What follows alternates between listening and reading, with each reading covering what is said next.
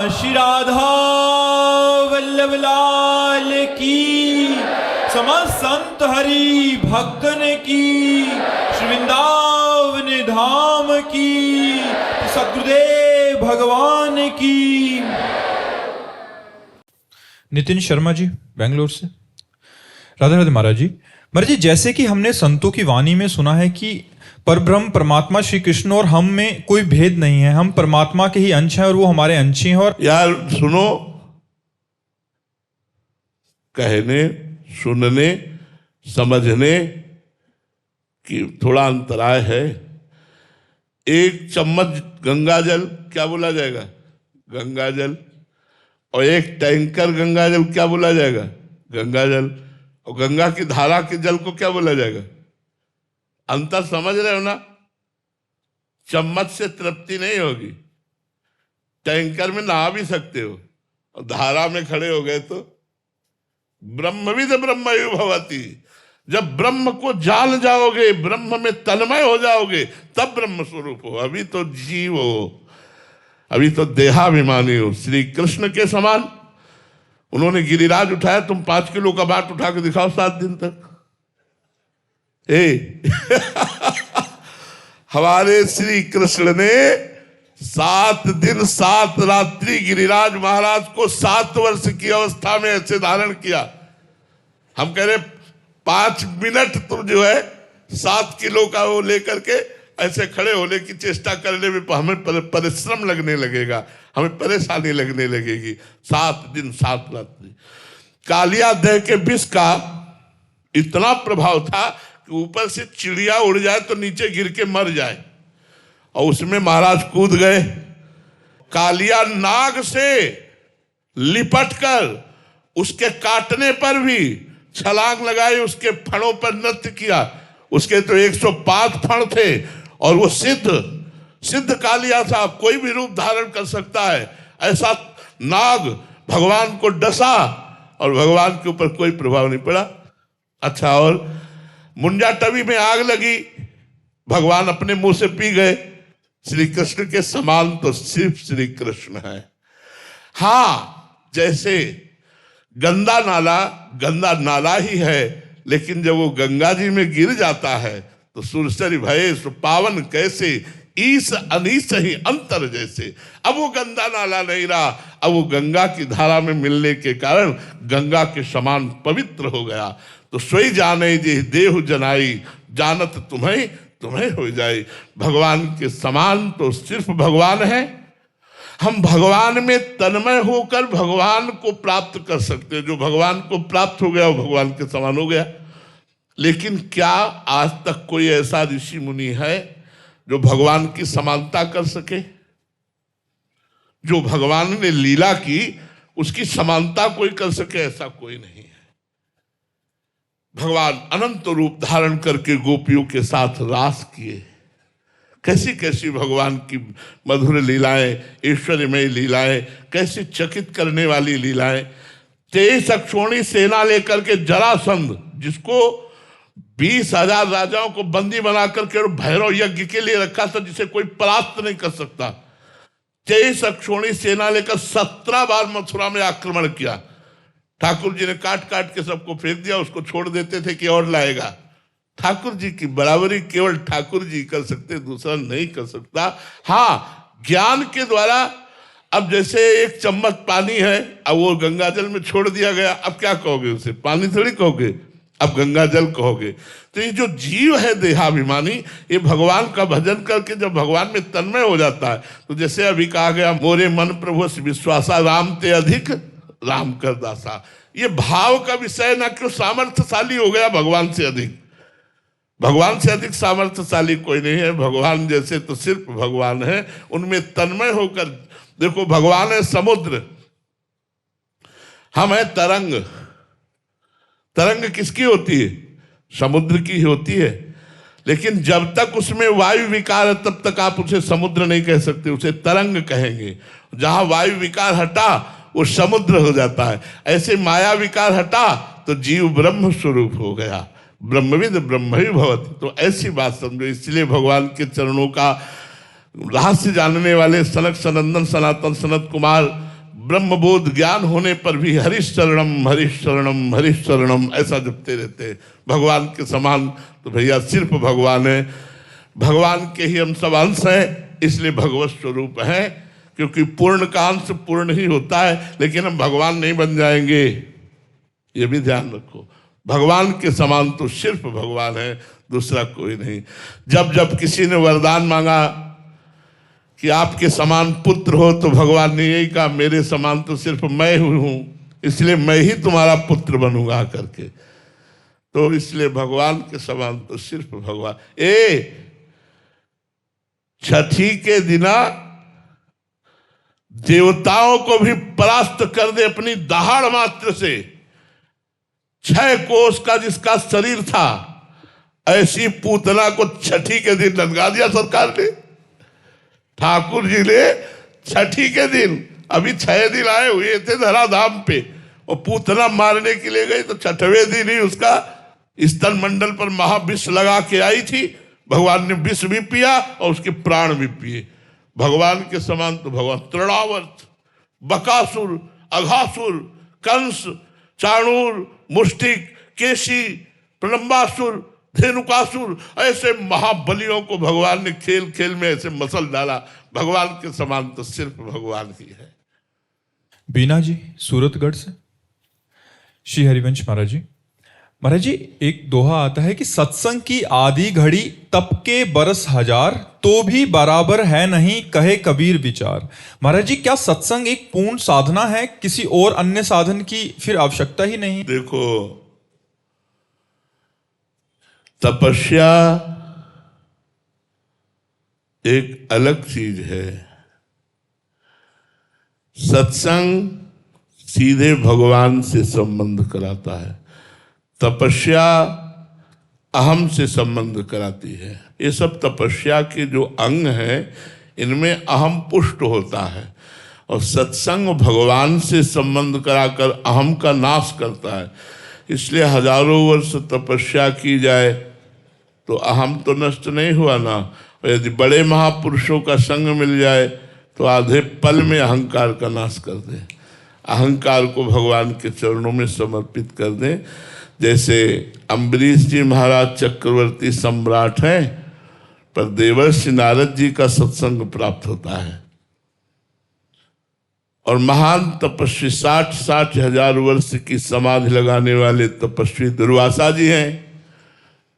तो देखो, बेमतलब में जाकर एक महाभागवत को सता रहे हैं, बेमतलब में जाके। केवल उनका यश सुना तो ईर्ष्या प्रकट हो गई, हो गए, और पूरी कथा है, कृत्या उत्पन्न कर दी मारने के लिए। ऐसे निरपराध महाभागवत को कष्ट देने की बात आ गई, तो ये तपस्वी की हालत है। और वो भगवान के संबंधी हैं कि हाथ जोड़े 1 वर्ष ऐसे ही खड़े रहे बिना अन्न पाए, जब तक दुर्वासा जी लौट कर नहीं आए। और जब लौट कर आए तो कहा, जीवन में जितने भी भजन साधन सुकृत दान पुण्य हैं, हे सुदर्शन जी हम सब आपको देते हैं, दुर्वासा की जलन मिट जाए। तब वो चरणों में गिर पड़े कि आज मैंने भगवान के भक्ति की महिमा को देखा। तपस्वी दुर्वासा जी अम्बरीश जी के चरणों में गिर पड़े कि आज मैंने भगवान के भक्ति की महिमा को देखा। तो भगवान की भक्ति स्वतंत्र सकल सुख खानी, और बिनु सत्संग न पावे प्राणी। तो सत्संग से भक्ति की प्राप्ति होती है, भक्ति भगवान को अधीन कर लेती है। भक्तिवश्य भगवान, भगवान भक्ति के वशीभूत है। भगवान भक्ताधीन मना पूज्यो, भक्त के अधीन है। तपस्वी कोई भगवान को आज तक अधीन नहीं कर पाया, लेकिन भक्तों के अधीन। भक्तन पाछे यो फिरे जो बछड़ा संग गाय। जैसे बछड़ा को आगे लेके चलो तो गाय रमाती हुई आए, ऐसे जहां भक्त जाता है उसके पीछे पीछे भगवान। यहां तक कि जहां मेरा भक्त चरण रखे वहां रखूं मैं हाथ, पीछे पीछे मैं फिरूं कभी न छाड़ूं साथ। यहां तक कि भक्तों की चरण रज लेने की भगवान आकांक्षा करते हैं। निरपेक्षम मुनिम शांतम निर्वैरम समदर्शनम अनुब्रजाम्यहम नित्यम पुये यत्यंगुरेणु भी। जो निरपेक्ष है, मुनि है, शांत है, निर्वैर है, समदर्शी है, ऐसे भक्त के पीछे पीछे भगवान डोलते हैं कि उनकी चरण रज हमारे ऊपर पड़ जाए।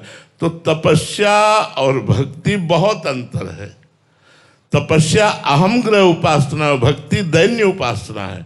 और भक्ति का प्रादुर्भाव सत्संग से होता है, इसलिए सत्संग की समानता में तपस्या कुछ नहीं है।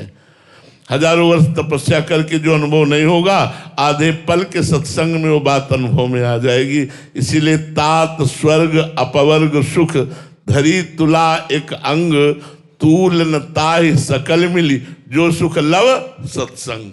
लव मात्र के सत्संग से जो मिल जाएगा वो स्वर्ग और मोक्ष में भी नहीं है, ऐसा वर्णन आया है। प्रवीण जी राजस्थान से। राधे राधे महाराज जी। महाराज जी, सम्मोही मैं जग देखा, मोते संत अधिक करे लेखा। भगवान से भी भगवान के भक्त की उपासना श्रेष्ठ क्यों है महाराज जी? भगवान के होते हुए भी दुर्दशा नहीं रुकी। सबके हृदय अछत अविकारी, सकल जीव जगदीन दुखारी। परमानंद में भगवान सबके हृदय में बैठे, लेकिन दुर्दशा नहीं रुकी। पुनरपि जननम पुनरपि मरणम पुनरपि जननी जठरे शयनम चलता रहा। लेकिन जब भक्त मिला, संत मिला, संत समागम हुआ, बुद्धि बदली, भगवान की भक्ति जागृत हुई, संत कृपा से भगवान की कृपा का परिचय मिला, तो जन्म मरण चक्र रुक गया। संत संग अपवर्ग कर, संत का संग मोक्ष पदवी को प्रदान करने वाला हुआ। तो भगवान सबके हृदय में बैठे हैं, लेकिन काम नहीं आए। काम तब आए जब संत रूप से भगवान मिले और हमें उपदेश किया और हम उनकी आज्ञा का पालन किया, तो भगवान से परिचय हो गया और भगवान की प्राप्ति हो गई। इसलिए मोरे मन प्रभु से विश्वासा, राम ते अधिक राम कर दासा। भगवान ने कहा, जाने उस संत अनंत समाना, सातों सब मोहिमे जग देखा, मोते अधिक संत कर लेखा। मेरे से भी अधिक संत को मानो, क्योंकि संत की कृपा से ही तुम मुझे जान पाओगे। आज तक किसी को कहीं भी भगवत प्राप्ति हुई है तो संत कृपा से ही हुई है। ऐसे तो 184 योनियों में भटक ही रहे, सबके हृदय में भगवान है, लेकिन जब संत समागम हुआ तो 84 का चक्र रुक गया और भगवान की भक्ति के द्वारा हम भगवत प्राप्त हो गए। इसलिए हम भगवान से भी बढ़कर गुरु को मानते हैं, भगवान से भी बढ़कर संतों को मानते हैं। ऐसा भगवान ने भी आदेश किया है। प्रियंका मिश्रा जी। राधे राधे गुरुदेव। महाराज जी, आपके सत्संग में एक बार सुना था कि एक बार एक पंडित जी कबीरदास जी महाराज जी को परास्त करने के उद्देश्य से उनके पास गया। उस समय कबीरदास जी महाराज जी ने उनसे प्रश्न किया कि पढ़कर समझे हो या समझकर पढ़े हो। महाराज जी, इस बात का अर्थ क्या है? कि अगर पढ़ के समझे होते तो भगवान का भजन करने लगते, क्योंकि शास्त्रों का सार है भगवान का भजन करना। और अगर समझ के पढ़े होते तो भगवान का भजन करने लगते। तो ना तुम समझ के पढ़े हो ना पढ़ के समझे हो, इसलिए अभी तुम्हारे अंदर वो भाव नहीं है। विद्वता का अहंकार लेकर के दूसरों को पराजित करते हुए डोल रहे हो, तो ना तुम पढ़ के समझे हो ना समझ के पढ़े हो। अगर पढ़ के समझ गए होते तो भगवान की शरण में होते, यदि समझ कर पढ़े होते तो शास्त्रों का सारे भगवान की भजन में या भगवान की वृत्ति में रहना या आत्मस्वरूप में स्थित होना। तो ना तुम समझ के पढ़े हो और ना पढ़ के समझे हो। कबीरदास जी ने यही बात समझाई उनको। अनिल जी। श्री हरिवंश महाराज जी। महाराज जी, हम अक्सर आपकी वाणी से सुनते हैं कि दुनिया में लाखों का मेला जुड़ा, हंसा जब जब उड़ा अकेला उड़ा। महाराज जी, हम संसारिक जन मेलों से कैसे हटे महाराज जी? वैराग्य और आध्यात्मिक नाम जप करो, नाम जप। नाम जप में सामर्थ्य है। जितना नाम जप करोगे तो संसार से वैराग्य, अपने स्वरूप का ज्ञान और भगवान से प्रेम तीनों बराबर होता चला जाएगा। लेकिन जैसे बहुत दिनों का भूखा आदमी हो और उसे एक कवल खाकर हटा दो तो भूख और प्रबल हो जाएगी, ऐसे बहुत जन्म से परमानंद में भगवान से बिछुड़े हुए हैं। तो अभी थोड़ा भजन हमें जलन प्रदान करता है।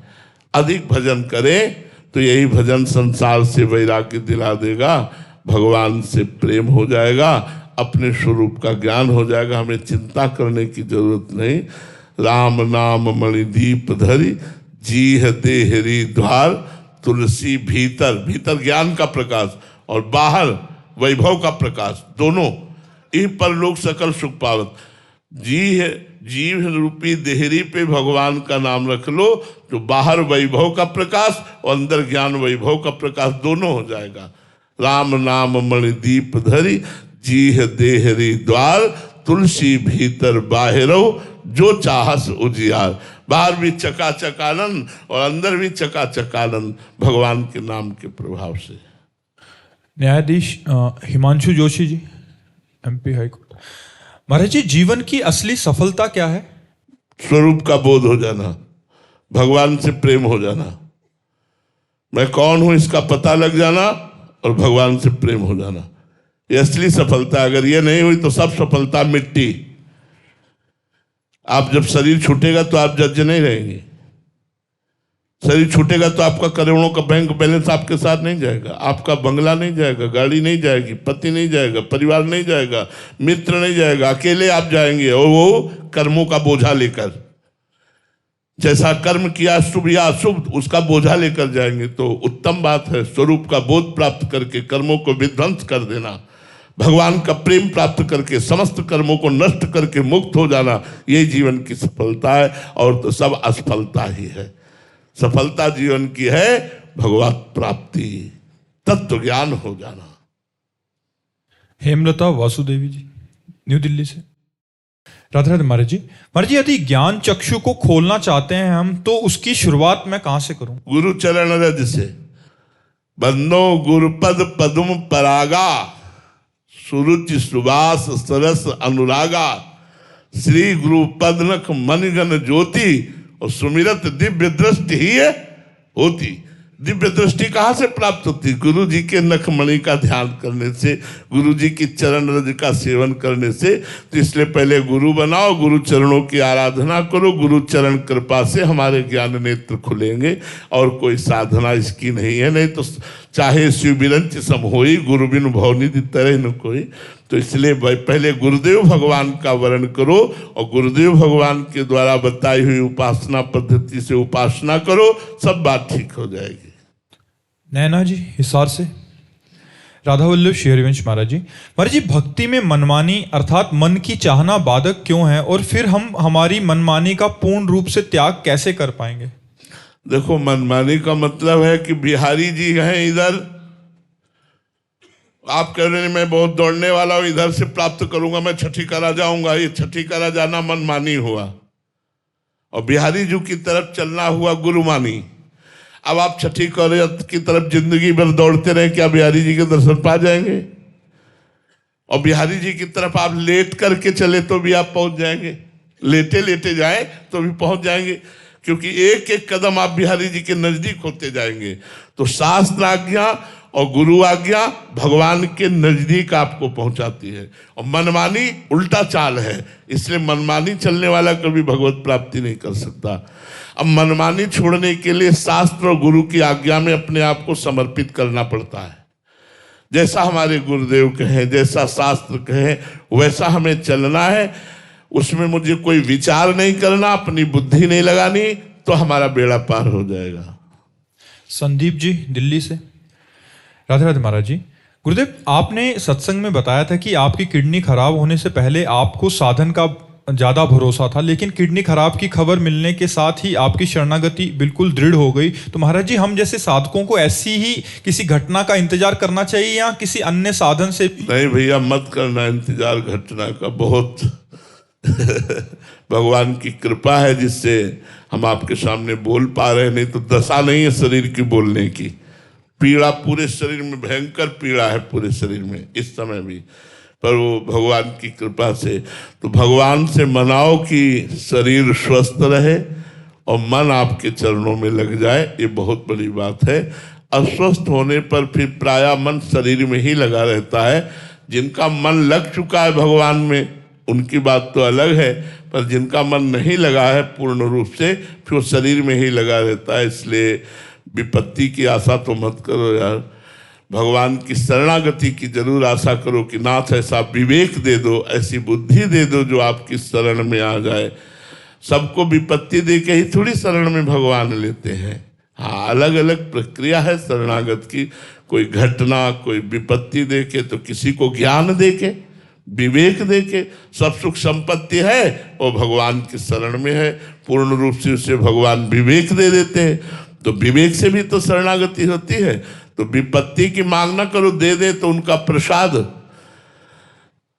जब किडनी नहीं खराब थी, चूंकि बचपन से साधनाभ्यास में लगे, तो वही साधन का भाव था कि अगर हम 6 घंटे पद्मासन में बैठते हैं तो ये हमें भगवत प्राप्ति कराएगा।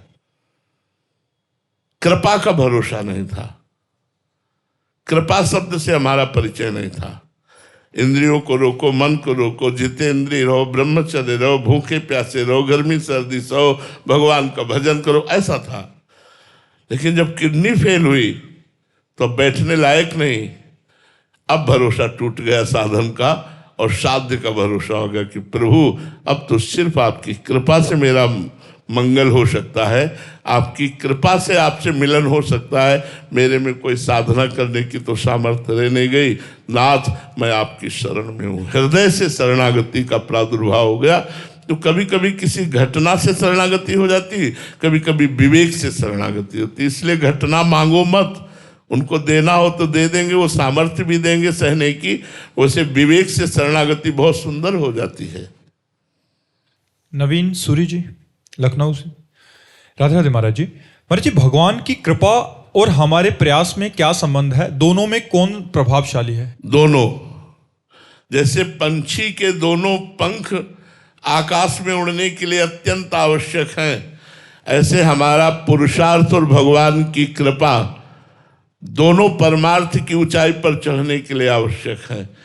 यदि हम पुरुषार्थ न करें, केवल कृपा कृपा, न नाम जप है, न कुछ भजन करें, न शास्त्र स्वाध्याय, न सत्संग, तो कुछ नहीं होने वाला। अगर साधना कर रहे हैं, अहंकार है, कृपा का आश्रय नहीं, तो कुछ नहीं होने वाला। इसलिए कृपा का आश्रय और डट कर साधना, डट कर पुरुषार्थ दोनों करने चाहिए, तो उससे अध्यात्म की प्राप्ति हो जाती है। दोनों का महत्व है। ऐसा नहीं है कि साधना का महत्व नहीं है, दोनों का महत्व है। आज शरीर अस्वस्थ होने पर भी हमारी साधना चल रही है। जय बजे उठना, तय बजे उठना, शौच स्नान करना, अपनी दिनचर्या करना, भगवान की कृपा से सब चल रहा है वैसे ही। हाँ, अब यह है कि बराबर हम काफी समय तक एक आसन में नहीं बैठ सकते। थोड़ी देर बैठे, 4 कदम टहले, फिर आके बैठ गए, फिर टहले, फिर बैठ गए। अपनी दिनचर्या चल रही है। तो हमारा पुरुषार्थ प्रबल होना चाहिए और भगवान की कृपा का दृढ़ भरोसा होना चाहिए। इन 2 बातों से भगवत प्राप्ति हो जाएगी। श्री राधा वल्लभ लाल की।